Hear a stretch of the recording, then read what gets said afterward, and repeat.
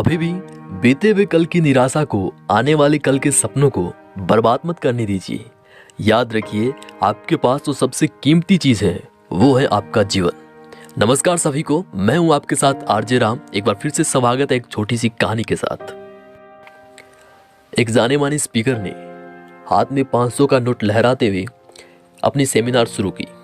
Hall में बैठे सैकड़ों लोगों से उसने पूछा, ये 500 का नोट कौन लेना चाहता है? हाथ उठाना शुरू हो गए। फिर उसने कहा, मैं इस नोट को आप में से किसी एक को दूंगा, पर उससे पहले मुझे ये कर लेने दीजिए। और उसने नोट को अपनी मुट्ठी में चिमोड़ना शुरू कर दिया। और फिर उसने पूछा, कौन है जो अब भी ये नोट लेना चाहता है? अभी भी लोगों के हाथ उठ रहे थे। अच्छा, उसने कहा, अगर मैं ये कर दूं। और फिर उसने नोट को नीचे गिराकर पैरों से कुचलना शुरू कर दिया। उसने नोट को उठाया, वह बिल्कुल चिमुड़ी और गंदी हो गई थी। फिर उसने कहा कि अभी भी इसे कोई लेना चाहता है? और एक बार फिर हाथ उठने शुरू हो गए। फिर उसने कहा कि दोस्तों, आप लोगों ने आज एक बहुत ही महत्वपूर्ण पाठ सीखा है।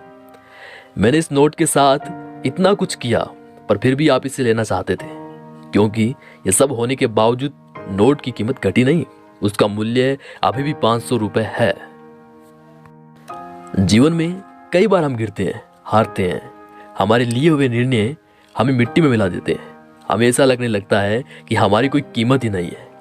लेकिन आपके साथ चाहे जो हुआ हो या भविष्य में जो हो जाए, आपका मूल्य कम नहीं होता। आप स्पेशल हैं, इस बात को कभी मत भूलिए।